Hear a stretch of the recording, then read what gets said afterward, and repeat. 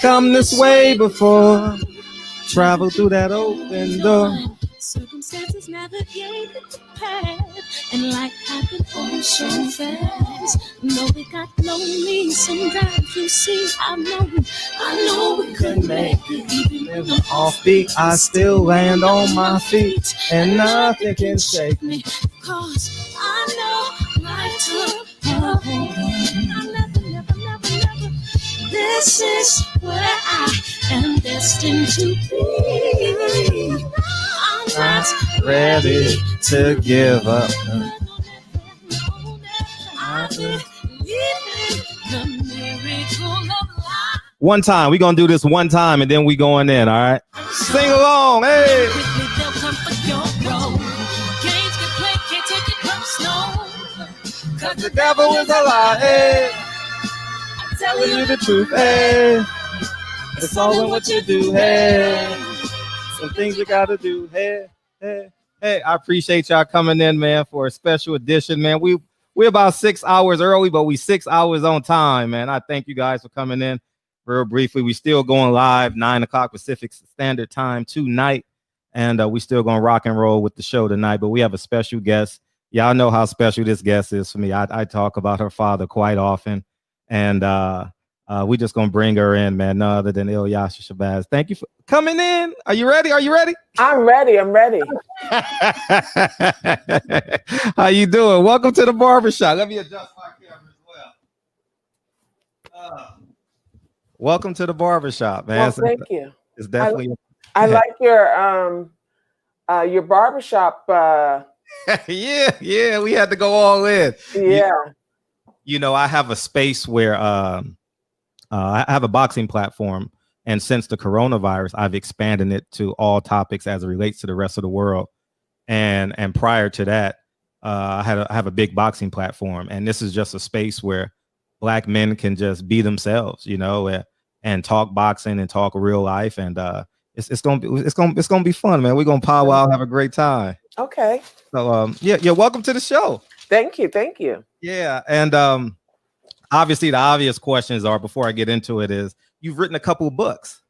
You've written a couple of books as it pertains, and you won countless awards and been recognized. And if you don't mind talking about talk about your two books, and then we'll segue into like life as the daughter as Mr. and Miss Shabazz. Okay. Well, I have 5 books. 5 books. Yeah. Okay, let's go 5. Yeah, I have 5 books. So let's see, which one should I talk about? Growing Up X. I Growing Up X. Okay. Growing Up X was, it's about I have 5 sisters, Mm-hmm. and it is about one of the daughters of Malcolm X and Betty Shabazz, the values that they found important in instilling in their children, Mm-hmm. and about what it was like, growing up in our household. Mm. It's also a tribute to my mother because I wrote it shortly after she passed away. Mm. And so it was an opportunity for me to just look at her life as a source of inspiration for others. Mm-hmm. She saw her husband gunned down right in front of her. Our home had been firebombed. And in spite of all of those challenges and traumatic experiences, she never gave in to victimization and never accepted no or I can't as an answer for herself. And she persevered, and she raised 6 girls. She safeguarded her husband's legacy. She was very much committed to the community, to the local community, as well as the global community.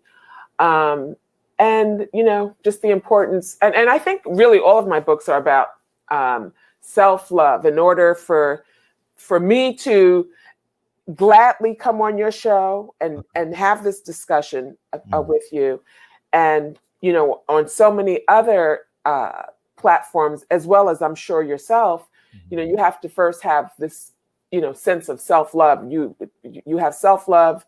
We see one another as a reflection I see you as a reflection of me, vice versa. If something happens to you, I jump in and try and help you best I can. And it all really starts with self-love. And so all of my books are basically promoting those kinds of values. My children's book, my young adult books, and really my adult books. And I have a new one that's coming out. Well, actually, Growing Up X Audible will come out with the Audible of the autobiography of Malcolm X in September next month.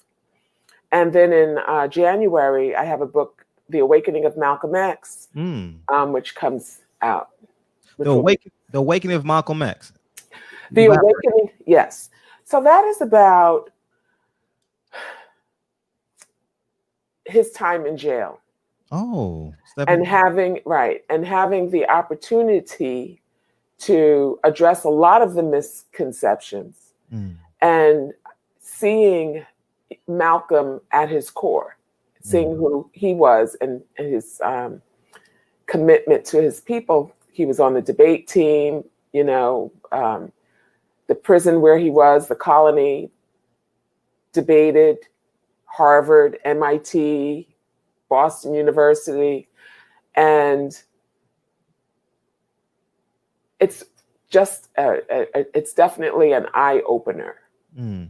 How did you do your research for The Awakening? I'm very interested in your. Well, for all of my books, because they're all historical novels, and they're exciting and they're award winning. But for all of them,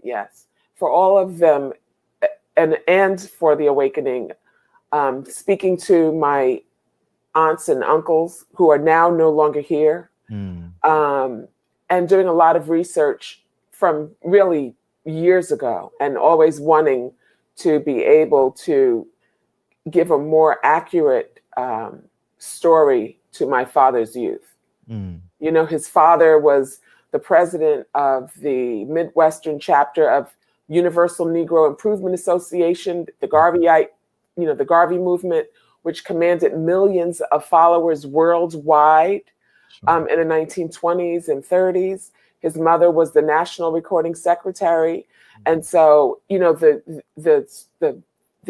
story that's often given is that Malcolm was this derelict child who went to jail and miraculously became Malcolm X. And when you understand that, your parents play a pivotal role in who you're going to become. The adults around our children play a pivotal role in who our children are going to become. So it speaks to the importance of being involved in our young people's lives, that rites of passage, all of those things. And when you think of that, you can totally see how his father's leadership characteristics were embedded in him, and his ability to speak in public and to articulate his thought process as it pertains to being Malcolm X post prison. Oh, that absolutely. And even being Malcolm X in prison. Absolutely. And having the capacity to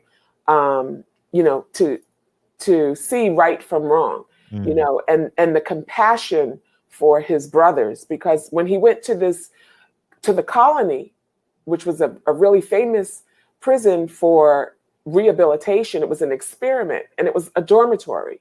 And he went to this place, which was far superior than the one he had gone prior, which was Charlestown. Charlestown was, very typical prison for Blacks. And he opted to go back to Charlestown after he had gained so much knowledge that he wanted to share with his brothers, much like he did when he was released and was able to grow the Nation of Islam from 100 followers to tens of thousands of followers out of his commitment to his people, to let them understand their true identity, the importance of history and the richness of our heritage, and to see institutionalized racism for what it was, and to understand how we needed to go about finding solutions to these ongoing challenges. Now, you speak of solutions.